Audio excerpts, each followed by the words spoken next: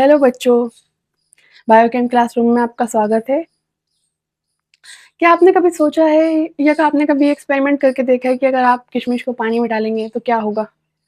या कभी आपने ये देखा है कि आपने फ्रेश सब्जी ली और उस पे आपने नमक डाल दिया तो उसका सारा पानी एक तरफ निकल जाता है। तो आपने कभी सोचा है कि इसके पीछे क्या है? इसके पीछे है डिफ्यूजन एंड ऑस्मोसिस। तो आज का हमारा टॉपिक है डिफ्यूजन एंड ऑस्मोसिस, यानी विसरण और परासरण। ठीक है, सुनने में थोड़े एक जैसे लगते हैं पर इनमें बहुत ज्यादा अंतर है। ठीक, तो चलिए हम शुरू करते हैं आज का अपना टॉपिक। ये सभी जीव विज्ञान के बहुत ही महत्वपूर्ण और बुनियादी सिद्धांत है। ठीक है, जो ये तय करते हैं कि सेल अपने वातावरण के साथ पानी और अन्य पदार्थों का आदान प्रदान कैसे करती है। ठीक है, क्योंकि ये इनसे ही तय होता है कि सेल अपने अंदर या अपने अंदर से बाहर चीजों को या अपने जो वेस्टेज पदार्थों को कैसे निकालती है या कैसे एब्जॉर्ब करती है। ठीक है, वो क्या तय करता है? Diffusion and osmosis. ठीक है, अब हम बात करते हैं कि विसरण क्या है, यानी डिफ्यूजन क्या है। विसरण वह प्रक्रिया है जिसमें किसी ठोस, द्रव, गैस, यहाँ पे आपको ध्यान से सुनना है जो मैं बात कर रही हूँ, ठोस, द्रव और गैस के अणु अधिक सांद्रता वाले क्षेत्र यानी हायर कंसंट्रेशन से कम सांद्रता वाले क्षेत्र यानी लोअर कंसंट्रेशन की ओर तब तक गति करते रहते हैं जब तक हर जगह सांद्रता बराबर ना हो जाए। ठीक, अब इसका एग्जांपल क्या ले सकते हो? मान लिया एक कमरा है और यहाँ पे आपने परफ्यूम का स्प्रे कर दिया। ठीक, तो उसकी खुशबू इवनली तीनों और बाकी कोनों में पहुंच जाएगी। ठीक है, तो ये क्या हो गया? डिफ्यूजन, ये विसरण का एक प्रकार। ठीक, और अगर हम इसकी कोशिका में बात करें तो कोशिका में क्या होता है? ऑक्सीजन और कार्बन डाइऑक्साइड गैसें कोशिका भित्ति द्वारा विसरण द्वारा ही किसी कोशिका के अंदर आती जाती रहती है। ठीक है, विसरण ही ऐसी प्रक्रिया है जिसके द्वारा कार्बन डाइऑक्साइड और ऑक्सीजन कोशिका के अंदर आती जाती रहती है। समझ आ गया? चलो अब आगे बढ़ते हैं हम अपने परासरण। ठीक है, ऑस्मोसिस क्या है? ऑस्मोसिस एक विशेष प्रकार का विसरण है। ठीक है, ये एक टाइप का विसरण ही है, पर विसरण से किस तरह से डिफरेंस है इसमें वो हम बताते हैं। ठीक, इसमें पानी पानी क्या होता है? सॉल्वेंट। ठीक, विलायक के अणु अर्धपारगम्य झिल्ली से होकर अधिक पानी वाले क्षेत्र से कम पानी वाले क्षेत्र की ओर गति करते हैं। ठीक, पानी के अणु, अब हम ये 2 पॉइंट बताए मैंने आपको, उसमें था ठोस, द्रव या गैस विसरण में, और हम यहाँ बात कर रहे हैं ऑस्मोसिस यानी परासरण की। तो इसमें क्या है? पानी के अणु अर्धपारगम्य झिल्ली से होकर अधिक पानी वाले क्षेत्र से कम पानी वाले क्षेत्र की ओर गति करते हैं। ठीक, अब हम आसान शब्दों में से क्या कहते हैं कि पानी हमेशा कम सांद्रता यानी लो सॉल्यूट, सॉल्यूट क्या होते हैं? जो पानी में घुल जाए उनको बोलते हैं सॉल्यूट। ठीक, वाले विलयन से अधिक सांद्रता वाले विलयन की ओर जाता है। ठीक, अब आपको यहाँ से 2 चीजों को पता चला, ऑस्मोसिस में और डिफ्यूजन में। डिफ्यूजन में ठोस, द्रव और गैस तीनों में ये कंडीशन अप्लाई हो सकती है। ठीक, और वहां पे हमें किसी सेमी परमिएबल मेम्ब्रेन अर्धपारगम्य झिल्ली की जरूरत भी नहीं पड़ रही थी। ठीक, पर ऑस्मोसिस में क्या हुआ? ऑस्मोसिस में सिर्फ पानी की बात हुई है, लिक्विड, तो ऑस्मोसिस सिर्फ लिक्विड में अप्लाई हो सकता है और इसको अप्लाई करने के लिए सेमी परमिएबल मेम्ब्रेन की जरूरत पड़ती ही है। ठीक, बिना सेमी परमिएबल मेम्ब्रेन यानी बिना अर्धपारगम्य झिल्ली के ये पॉसिबल नहीं है। ठीक, अब यहाँ पर हम विलयन की बात कर रहे हैं तो हमें ये भी पता होना चाहिए कि विलयन कितने प्रकार के होते हैं। ठीक, जब हम किसी कोशिका जैसे आरबीसीज या पौधे की कोशिका को किसी घोल में डालते हैं तो टॉनिसिटी, टॉनिसिटी क्या होती है? सोल्यूट की स्ट्रेंथ। ठीक, के आधार पर विलयन 3 प्रकार के होते हैं। कितने प्रकार के होते हैं विलयन? 3 प्रकार के। Solution 3 types. पहले क्या होगा? हाइपोटोनिक। ठीक, दूसरा हाइपरटोनिक, तीसरा आइसोटोनिक। ठीक है, अब हम बात करते हैं हाइपोटोनिक की। हाइपोटोनिक को हिंदी में बोलते हैं अल्प परासारी। ठीक है, अल्प परासारी विलयन। इस विलयन में बाहर यानी घोल में, ठीक, विलयन में घोल हमने मतलब चीनी या नमक के साथ पानी का घोल बनाया, उसको उसकी बात कर रहे हैं। इस विलयन में बाहर घोल में विलय, विलय अभी बताया था सोल्यूट होते हैं जैसे, और सोल्यूट किन्हें कहते हैं, जो विलयन में घुल जाएं, जैसे कि नमक या चीनी। ठीक, सोल्यूट की मात्रा कोशिका के अंदर की तुलना में कम होती है। ठीक है, ये क्या कह रहे हैं कि जो विलयन में जो सोल्यूट की मात्रा है वो तो कम है, और जो कोशिका के अंदर भरा हुआ है साइटोप्लाज्म या जो भी होता है इसको कोशिका के अंदर, उसमें सोल्यूट की कंसंट्रेशन मतलब नमक और चीनी की कंसंट्रेशन बाहर वाले विलयन से ज्यादा है। ठीक, और बाहर पानी की मात्रा अधिक होती है। ठीक है, अगर हम किसी भी कोशिका को अगर हम ऐसे पानी के ऐसे हाइपरटोनिक सॉल्यूशन में रखें, ऐसे विलयन में रखें, तो क्या होता है, पानी बाहर से अंदर की ओर जाने लगता है। ठीक, और इस प्रक्रिया को क्या कहते हैं, एंडोस्मोसिस। पानी क्या करेगा, पानी जैसा हमने बीकर में रख दी, हमने बीकर में एक सेल रख दी,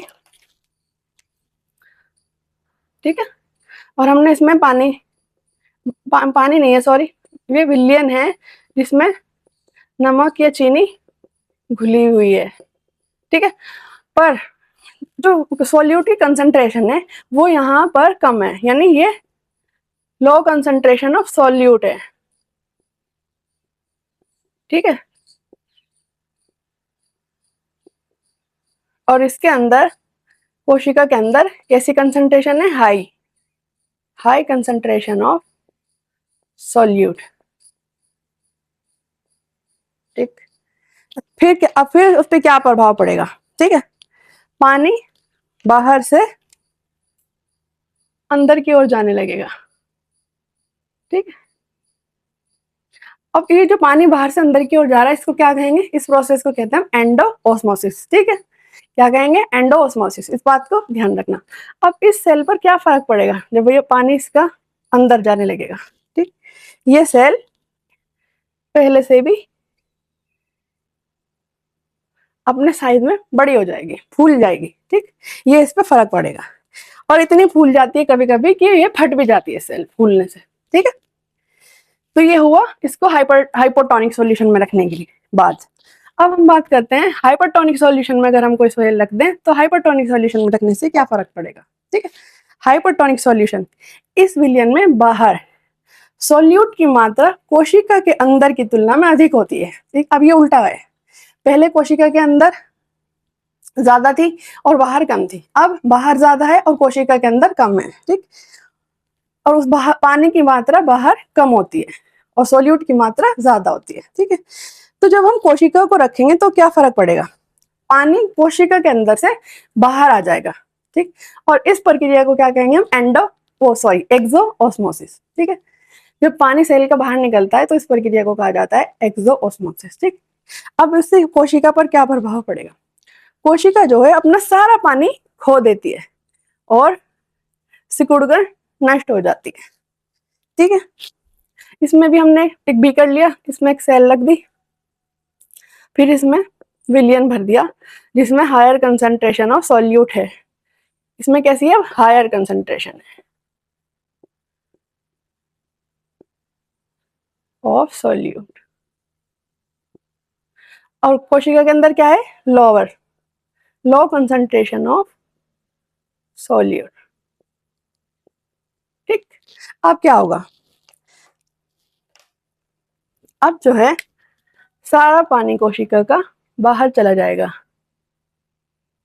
ठीक, और कोशिका पे क्या फर्क पड़ेगा इससे, कोशिका हमारी सिकुड़ जाएगी।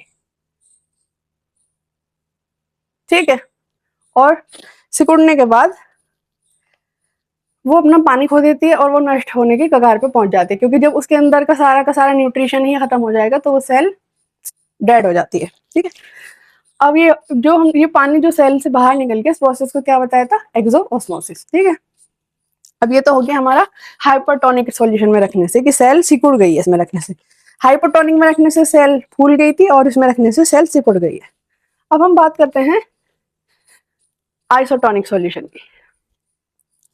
आइसोटोनिक सॉल्यूशन में इस विलयन में बाहर और कोशिका के अंदर विलय की सांद्रता बराबर होती है। ठीक है। उसमें क्या है, दोनों साइड सोल्यूट की जो सांद्रता है, जो कंसंट्रेशन है, वो बराबर रहती है। ठीक, अगर हम ऐसे मीडियम में कोई कोशिका रख दें तो क्या होगा, इसमें रखने से कोशिका पे कुछ फर्क नहीं पड़ेगा, क्योंकि जितना पानी उसके अंदर जाएगा उतना ही उससे बाहर निकलता रहेगा कोशिका, और कोशिका एज इट इज फ्रेश रहेगी। ठीक है, कोशिका पे कोई फर्क नहीं पड़ेगा।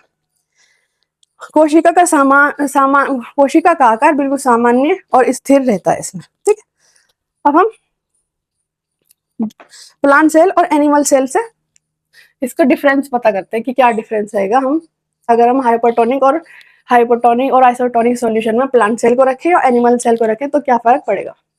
अगर हम प्लांट सेल को रखते हैं हाइपोटोनिक में तो सारा पानी अंदर से निकल जाएगा और सेल हो जाएगी प्लाज्मोलाइज्ड। ठीक है, अगर हमने हाइपोटोनिक में रख दिया, और जो उसका सारा साइटोप्लाज्म है वो सिकुड़ जाएगा, फिर ये सेल भी सिकुड़ जाएगी। ठीक है, अब हम आइसोटोनिक की बात करते हैं। आइसोटोनिक में बताया था कि जितना पानी अंदर जाएगा उतना ही बाहर निकलेगा, तो सेल रहेगी फ्लैसिड, सेल पे कोई फर्क नहीं पड़ेगा उसके आकार पे, ना ही इसका साइटोप्लाज्म सिकुड़ेगा। ठीक है, सेल रहेगी बिल्कुल एज इट इज। अब हम बात करते हैं हाइपरटोनिक में। हाइपरटोनिक में रखने के क्या होगा, सारा पानी सेल के अंदर चला जाएगा और सेल हो जाएगी टर्जिड।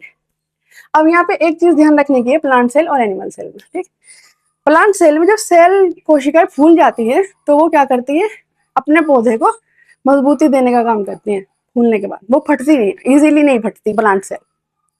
ठीक है, और हाँ, अगर हम उसकी कंपैरिजन में एनिमल सेल की बात करें तो ये लाइज्ड होकर फट जाती है। ठीक है, ये जब ज्यादा फूल जाती है तो ये फट जाती है, और ये नहीं फटती प्लांट सेल, ये पौधे को मजबूती देने का काम करती है।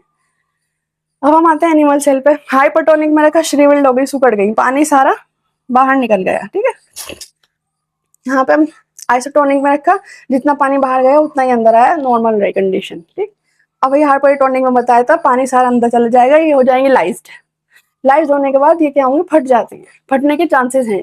ठीक, पर प्लांट सेल नहीं फटती, वो अपने पौधे को मजबूती प्रदान करती है। अब हम बात करते हैं डिफ्यूजन और ऑस्मोसिस में अंतर क्या है। ठीक है, डिफ्यूजन और ऑस्मोसिस में क्या अंतर है, मैंने आपको शुरू में ही बताया था, आपने नोटिस किया कि डिफ्यूजन और ऑस्मोसिस में क्या क्या अंतर हो सकते हैं, नहीं नोटिस किया। बिल्कुल आसान से अंतर है जो कि मैं डिस्कस कर चुकी हूँ। ठीक है, अब वो अंतर क्या है। पहला अंतर, डिफ्यूजन यानी विसरण। विसरण ठोस, द्रव, गैस तीनों में संभव है। ठीक है, और ऑस्मोसिस, ऑस्मोसिस सिर्फ द्रवों में संभव है, सिर्फ द्रवों में, लिक्विड में।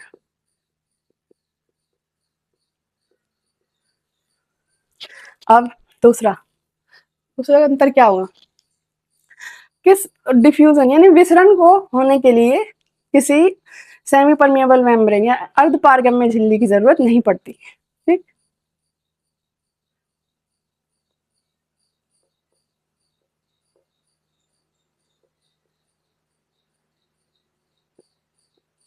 इज नॉट रिक्वायर्ड, और इसमें सेमी परमेबल मेम्ब्रेन रिक्वायर्ड है, हर हाल में रिक्वायर्ड है। बिना सेमी परमेबल मेम्ब्रेन के ये प्रोसेस होगा नहीं ऑस्मोसिस का, इसमें है required, semi permeable membrane required. ठीक, अब तीसरा, अब जब ये ठोस, द्रव, गैस हो रही में पॉसिबल है तो इनमें होते हैं पार्टिकल्स यानी कण, ठोस में, द्रव में, गैस में होते हैं पार्टिकल। ठीक, तो ये जो इसके पार्टिकल होंगे वो उच्च सांद्रता से निम्न सांद्रता की ओर गति करेंगे। ठीक है, अब ऑस्मोसिस की बात करें तो ये तो सिर्फ लिक्विड में हो रही है, तो इसमें क्या, पानी के अणु, ठीक है, पानी की अधिक सांद्रता वाले क्षेत्र से पानी की कम सांद्रता वाले क्षेत्र की ओर गति करेंगे। ठीक है, मतलब मीडियम में पानी का होना अनिवार्य है। ठीक है, तो ये थे इसके मेन डिफरेंस। उम्मीद है आपको ये वीडियो समझ आ गई होगी। अगर आपको ये वीडियो पसंद आई है तो लाइक करें, अपने दोस्तों के साथ शेयर करें, और बायोकेम क्लासरूम को सब्सक्राइब करना मत भूलें। मिलते हैं अगली वीडियो में।